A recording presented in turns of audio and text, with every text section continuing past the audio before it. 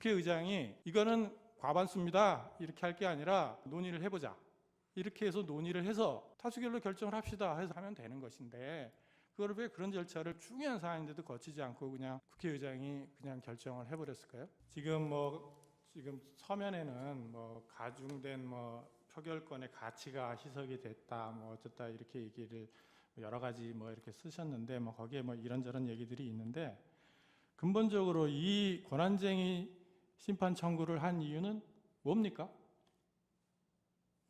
뭐가 잘못됐다고 생각을 해서 권한쟁의를 했습니까? 뭐가 제일 잘못됐다고 본 겁니까?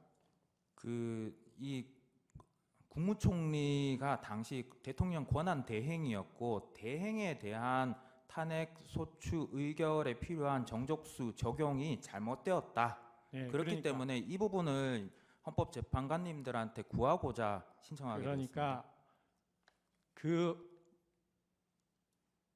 과반수여야 되느냐 또는 3분의 2가 돼야 되느냐 이런 거는 한덕수 총리의 탄핵 사건에서 저희가 판단을 하면 돼요. 그거는 이게 맞는지 저게 맞는지는 판단을 하면 되는데, 이건 권한쟁의 심판입니다.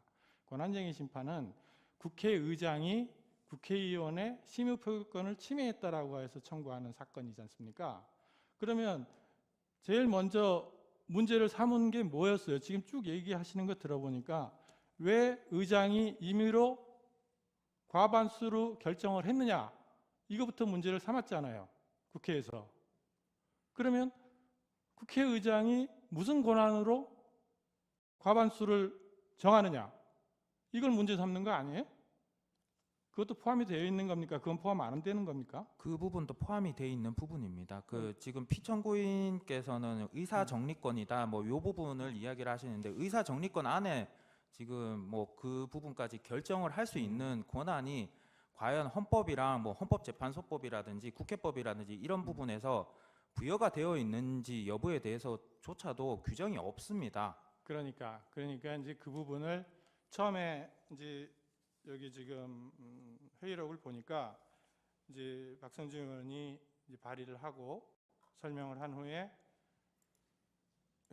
국회의장께서 이 안건은 무기명 투표 방식으로 표결하겠습니다. 이 안건은 국무총리 한덕수 탄핵 소추안입니다. 그러므로 헌법 65조 2항에 따라 제적 의원 과반수의 찬성으로 의결하는 것을 말씀드립니다라고 하니까 이제 장례 소란해주고 이렇게 반대 얘기도 하고 그러니까 이리저리 헌법학회와 입법조사처 의견을 종합적으로 검토해서 의결 정도수를 판단했다, 이렇게 이제 선언을 하고 표결에 들어갔지 않습니까? 그러면 제일 지금 청구인들 측이 문제 삼는 거는 국회의장이 왜 과반으로 결정하느냐, 이걸 문제 삼는 거 아니에요? 그렇습니다. 그게 본질적인 거잖아요. 그다음에 그게 이제 결과로 나왔을 때 이게 이제 표결권이 희석이 됐니 어쩌니 그런 것이 이제 나중에 표결했을 때는 그게 나타나는 것이고, 결과로서 시작은 거기서부터 시작이라고 봐야 될 것 같고요. 네, 맞습니다. 제가 말씀 조금 드리면 말씀드려도 되겠습니까? 네네. 국회의장이 의사정리 권한이라고 하는 것은 법에 정해진 이 정족수, 의결 정족수나 의사 정족수를 결정할 권한이 아닙니다. 그냥 행정적인 일을 하는 것이지 가결 정족수를 자기가 결정하는 것은 의사 정리 권한에 포함될 수가 없는 것입니다. 자신의 권한이 아닌 것을 자기 마음대로 선포해버리고 그래서 표결에 참여할 수 없도록 봉쇄했던 것이기 때문에 저희들이 항의했고, 항의 표시로 저희들이 그에 대한 반대의 표시로 퇴장했던 것입니다. 네, 재판관님 조금 부연 설명을 드리면 이 정도로 하시고 서면으로 좀 써주십시오. 네, 그리고 피청구인 측에게 이 지금 이 사안에서 의결 정족수가 얼마 되는지 3분의 2인지 150인지 그거에 대해서는 논란이 좀 있었잖아요. 네. 논란이 있었고 그 부분이 굉장히 중요한 사안이지 않습니까? 그게 어떻게 되냐에 따라서 이게 가결이 되느냐 부결이 되느냐 하는 중요한 사안입니다. 어떻게 보면 그게 의석 수와 관련도 있고, 그렇다면 그 부분을 왜 안건으로 먼저 처리를 했어야 되는 게 아닌가 하는 생각이 들어요. 그 부분을 한번 논의해 봅시다. 우리가 그럴 수는 없었나요?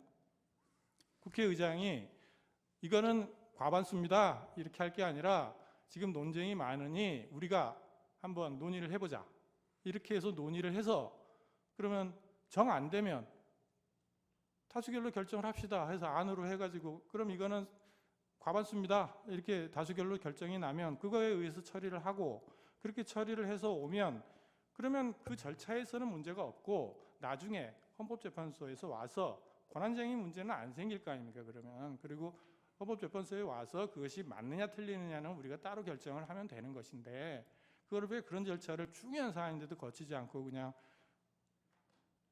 국회의장이 그냥 결정을 해버렸을까요? 국회의장께서 뭐 그거를 뭐 신중하거나 뭐 소홀히 생각하신 건 아니고요. 네. 신중하게 생각해서 입법조사처에 심도 있는 연구 검토 보고를 하라고 해서 보고서를 받았고 헌법학회, 공법학회에 다 의뢰를 해서 다 자문을 받았습니다. 극히 일부 소수 의견이 있었지만 이 사건은 국무총리가 탄핵의 대상이고 헌법의 명문으로 대통령을 제외한 여타의 공무원은 제적 과반수의 의결로 탄핵 소추안을 의결한다라는 답변을 여러 군데에서 받았고 대부분 일치됐습니다. 근데 뭐 지방님께서도 아시겠지만 그 당시 그 총리에 대한 탄핵 소추라든가 이런 정치적인 상황이 굉장히 혼란스러웠기 때문에 그걸 갖고 재판관님께서 말하듯이 그거를 논쟁의 대상으로 삼아서 국회에서 그걸 다시 논의할 수 있는 여건은 아니었다고 저는 생각이 되고요. 국회의장께서도 헌법기관의 대표자로서 나름대로 헌법과 법률을 해석하고 적용하는 지위에 있습니다. 그렇기 때문에 당연히 본인도 아주 신중하게 헌법의 취지나 명문 규정을 최대한 깊이 있게 검토해서 본인이 판단에 따라서 내린 결론이고 그게 국회의장의 권한 범위 내에 있는 행위다. 그리고 명백히 헌법과 법률에 위배되는 사항이 아니다라고 생각이 됩니다. 네, 이상입니다. 마무리 변론하겠습니다. 청구인 10분 범위 내에서 해주십시오.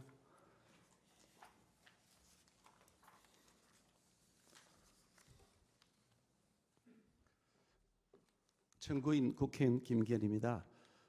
저는 오늘 이 사건의 청구인이자 대한민국과 우리 아이들이 살아갈 나라의 미래를 걱정하는 평범한 국민의 한 사람으로서도 말씀을 드리고자 합니다. 이 사건 배경이 되어 있는 윤석열 대통령에 대한 탄핵 심판 절차가 진행되고 있고 저는 이 탄핵 청구가 기각되는 것이 맞다가 나름 판단을 가지고 있습니다. 그런데 그 당부와는 별개로 대통령 유고시 즉각 작동되어야 할 국가 비상운영 시스템인 대통령 권한대행체제가 비상식적으로 장기간 사실상 마비되어 있는 점에 대해 깊은 우려를 표하면서 귀재판소에서 하루빨리 국가 비상운영 시스템이 정상 작동되도록 조치해 주시길 간곡히 바라는 마음으로 오늘 저희 의견을 개진하고자 합니다. 제가 드리는 말씀 중에 재판관님들께서 듣기 혹시 불편한 사항이 없지 않을 수도 있겠습니다만 최대한 절제된 말씀을 드리기 위해서 오늘 원고를 작성해서 읽게 된다는 점을 양지해 주셨으면 좋겠습니다. 지난 2월 15일 독일 뮌헨에서 한미일 3국 외교장관 회의가 있었습니다. 미국 트럼프 대통령 정부 출범 후에 국제 정세가 요동치고 있지만 정작 대한민국은 리더십 공백으로 대응조차 하지 못하고 있다는 이른바 코리아 패싱의 지적 속에 열린 첫 외교장관 회의였습니다. 매우 큰 의미가 있는 첫 회의였지만 정작 주목을 받았던 사항은 북한의 완전한 비핵화에 대한 공통의 의지를 재확인했느냐 또는 관세 문제에 대한 해법이 제시되었냐 하는 것보다는 미국의 마크 루비오 국무장관이 최상목 권한 대행을 신뢰한다라고 언급했던 발언이었습니다. 전 세계 국가들이 국익을 위해 대응하고 있는데 우리는 고작 권한 대행에 대한 신뢰라는 말에만 관심을 두어야 한다는 현실이 개탄스럽고 참담했습니다. 미국 우선주의를 내세운 트럼프 정부 출범 이후 한 달이 훌쩍 넘었지만 우리나라 국정 시스템은 정통성과 합법성이 취약하기 짝이 없는 대형의 대행체제 하에서 현상 유지에만 급급한 실정입니다. 가뜩이나 경제 현안을 챙기기도 바쁜 경제부총리가 대통령 대행의 대행 역할, 국무총리의 역할까지 다 떠안아야 하는 상황은 하루빨리 해소되어야 한다고 봅니다. 많은 국민들께서 묻고 계십니다. 대통령 문제에 대해서는 찬반이 나누어져 있으니 헌재에서의 신중한 재판 진행을 기다려야 한다고 치더라도 한덕수 총리는 왜 이렇게 장기간 직무 정지를 당해서 나라의 비상 운영 시스템에 커다란 공백을 두어야 하는지 모르겠다고 질문하고 계십니다. 지난해 12월 27일 이후 정치권은 물론이고 수많은 전문가와 언론이 한덕수 대행 탄핵 관련 사건, 그중에서도 이를 둘러싼 권한쟁의 사건에 대해서는 최우선적으로 조속히 결론 지어야 한다는 목소리를 내어왔습니다. 그동안 한덕수 대행 측은 헌법재판소에 국정 공백을 막기 위해 탄핵 심판을 신속히 진행해달라는 의견서를 4차례나 제출했다고 언론 보도를 통해 들었습니다. 지난 4일 국무회의에서는 글로벌 관세 전쟁이 벌어지는 상황이라 한덕수 총리 탄핵 심판이 빨리 해결돼야 정부가 효율적으로 대응할 수 있다라는 발언이 나왔고 최상목 권한대행 역시 100% 동의했다고 말했다고 합니다. 그것은 어떤 정파적 이익이나 사익을 위해서가 아니라 통상교섭본부장, 주미대사 그리고 무역협회장을 지냈으며 국가 5부 요인 중 한 사람으로서 국회 동의까지 얻은 한덕수 국무총리여야 대미교섭의 명분과 권위가 있다고 하는 이유 때문일 것입니다. 하지만 유감스럽게도 헌법재판소는 그와 같은 여망에 적극적으로 대응하지 못했다고 생각합니다. 현재 헌재에는 쟁점이 연결된 3가지 사건이 접수되어 있습니다. 국회 의결 정족수와 관련된 이 사건과 한덕수 대행에 대한 탄핵 심판 그리고 만역 헌법재판관 후보자 임명을 둘러싼 최상목 대행 권한쟁의 사건입니다. 일반 상식으로 본다면 가장 먼저 접수된 의결 정족수 관련된 이 사건부터 우선 처리하는 것이 당연한 순리라고 저는 생각합니다. 게다가 의결 정족수 충족 여부가 다른 사안의 선결적 과제이기도 합니다. 하지만 헌법재판소는 도리어 역순으로 최상목 대행의 만역 후보자 임명 보류 사건부터 먼저 처리하려고 1월 22일에 첫 변론기를 열고 선고기를 급히 잡아서 2월 3일로 정한 바 있었습니다. 이에 비해서 정작 가장 먼저 처리했어야 할 이 사건은 오늘에야 비로소 첫 변론길이 열린 것이라고 저는 말씀드리고 싶습니다. 만약 후보자 임명을 하지 않은 것에 대한 재판은 그토록 서두르고 대통령 탄핵 심판 사건 역시 속전속결로 일관하면서 정작 국정 안정을 위해 가장 서둘러야 할 과제 중 하나인 한덕수 대행 탄핵 재판 관련돼서는 이토록 시간을 끄는 것은 국민들 보기에는 선택적 신속, 선택적 지연이라고 하는 비판을 국민들로부터는 면하기 어렵다는 생각을 가지고 있습니다. 윤석열 정부 들어 거대 야당의 탄핵 소추 및 직무 정지 자체만을 목적으로 한 위헌적 탄핵 소추가 남발되고 있습니다. 무려 29번이나 탄핵 소추가 되었습니다. 이로 인한 국민적 피해와 국정 혼란이 지속되고 있지만 이런 위헌적 탄핵 소추에 대한 헌법재판소의 재판 지연은 여러 차례 그동안 있어 왔습니다. 지난 1월 23일에 기각 결정이 났습니다만 이진숙 방통위원장에 대한 탄핵 사건은 지난해 8월 2일에 탄핵 소추안이 가결된 후 무려 174일 만에야 선고가 되었습니다. 고작 하루 동안 업무 수행했습니다. 그 방통위원장에 대한 탄핵안이 헌법재판소에서 잠자는 동안 국가의 방송사업, 통신사업과 관련된 각종 모든 현안들은 마비되어 올스톱되었습니다. 지난해 12월 5일 민주당이 날치기 처리했던 최재감사원장에 대한 탄핵안 역시 가결 후 69일이 지난 12일에야 첫 변론이 시작되었고 같은 날 날치기 처리되었던 검사 3명에 대한 탄핵안 역시 74일 만인 지난 17일에야 첫 변론이 시작되었습니다. 12월 12일에 탄핵 소추안이 날치기 처리되었던 박성재 법무부 장관에 대해서는 아직 재판조차 진행되지 않고 있고 24일에 첫 변론 준비기일이 예정되어 있다고 합니다. 바람직스럽지 않았다는 말씀을 드리지 않을 수가 없습니다. 오늘 다루고 있는 이 사건의 쟁점은 매우 간단합니다. 다른 쟁점에 관해서는 이미 주진우 청구인과 청구인들 대리인이 말씀드렸으므로 생략하기로 하고 의결 정족수 충족 여부에 대한 말씀을 중점적으로 드리도록 하겠습니다. 이 점에 관해서는 이미 헌법재판소가 기히 발간했던 주석 헌법재판소법에 상세하게 가중 의결 정족수를 정의한다는 취지로 명시 설명되어 있습니다.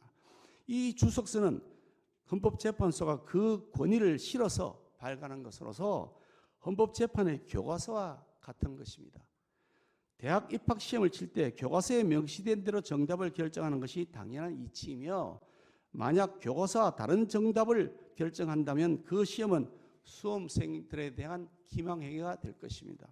마찬가지로 만약 헌재가 발간한 교과서의 내용과 다른 기준을 이 사건 재판에서 적용하려 한다면 그것은 이현령, 비현령, 위인설법이라는 국민적 비난에서 결코 자유로울 수 없을 것이라고 저는 생각합니다. 만약 한나라의 대통령 대행에 대한 탄핵 여부를 결정하는 데 있어서 조령, 모계와 같은 기준을 적용한다면 이는 사법제도 전체의 붕괴를 가져올 수 있는 중차대한 후폭풍을 낳을 것임이 명약관화합니다. 윤석열 대통령에 대한 탄핵안은 정치적 대립관계와 관련이 깊다고 하겠지만 한덕수 대행에 대한 탄핵안은 정치적 대립관계는 아무런 상관이 없는 사건입니다. 한덕수 대행은 정당인도 아니고 정치인도 아닙니다. 공무원으로서 정치적 중립을 지켜야 하는 직업 공무원 공직자일 뿐입니다. 더구나 대통령직을 장기간 보유하는 것이 아니라 임시관리자로서 보유하고 있는 것에 불과한 직책입니다. 그러므로 한덕수 대행에 대한 탄핵소추 정족수 문제는 지지정당 여부와는 상관없이 그냥 쿨하게 순수 법리적으로 해석하면 되는 것이라고 저는 생각합니다. 주석 헌법재판소법에 명시된 의결 정족수에 관한 사항 설명은 이 사건이 발생하기도 전에, 아니 발생할 것으로 예견조차 되지 않던 시기에 순수 법리적 차원에서 헌법 해석을 해놓았던 것이므로 이 사건 발생 후에 제기되고 있는 그 어느 해석보다 신뢰성이 높고 객관적이라는 점에 대해서 아무도 이의를 제기하지 못할 것이라고 저는 생각합니다. 또한 형사법 체계의 원칙에 애매할 때에는 피고인, 피의자의 이익으로라는 원칙이 있습니다. 논란이 다른 해석론이 존재하는 경우에 피청구인의 이익으로 하는 원칙으로 돌아가는 것이 징벌 관련 법령의 본령이라고 생각합니다.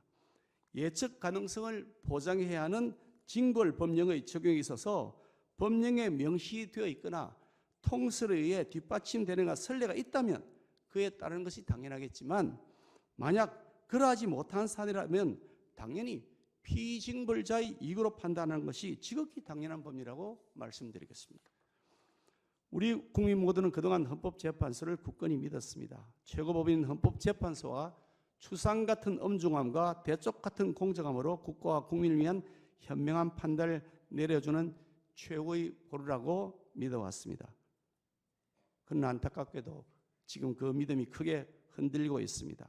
국민 절반 가까이가 헌법재판소를 신뢰하지 못한다는 여론조사 결과도 나오고 있습니다. 간곡하게 요청드립니다. 부디 건강한 국민들의 상식, 객관적 기준에 따라 이 사건 청구를 신속히 인용하여 주시기 바랍니다. 감사합니다.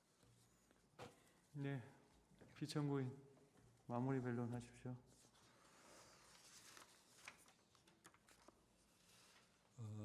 세 가지만 말씀을 드리겠습니다. 우선 청구인들이 침해되고 있다는 그 국회의원의 심의 표결권, 이거는 국회 내부에서의 의사형성 과정에서 참여하고 기회를 보장받기 위한 절차적인 권리 내지 절차적 권한입니다.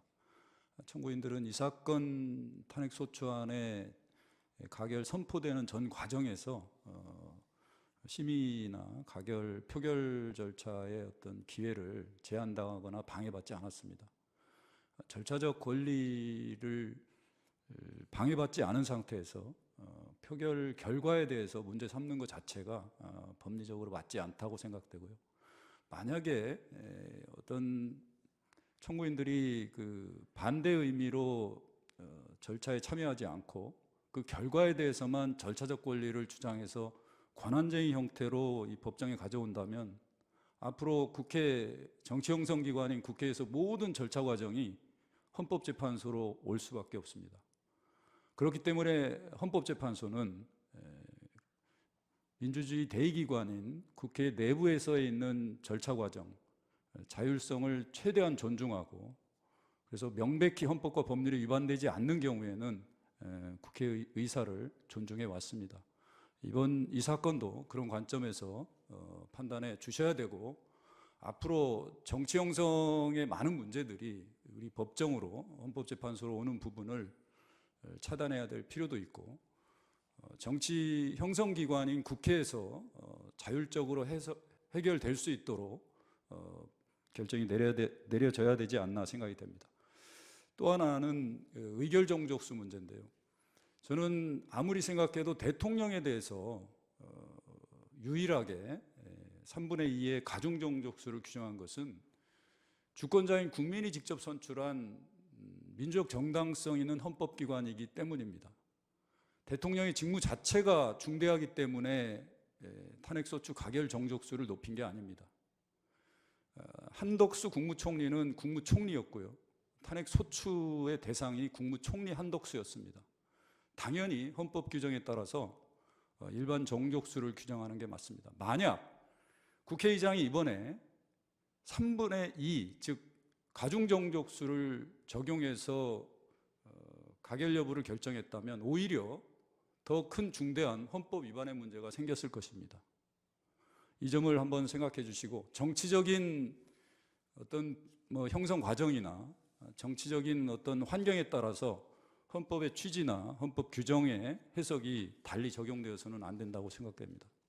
그리고 피청구인 국회의장도 국회 대표자로서 이 부분을 신중하게 검토하고 많은 자문을 얻어서 헌법 해석을 통해서 판단했다는 점입니다. 깊이 생각하셔서 국회의 어떤 자율권을 존중하는 의미에서 이 사건 심판 청구를 각하해 주시기 바랍니다. 이상입니다. 네, 이상으로 이 사건 변론을 종결하고요. 결정 선고는 추후에 따로 기일을 지정하여 통지해 드리도록 하겠습니다.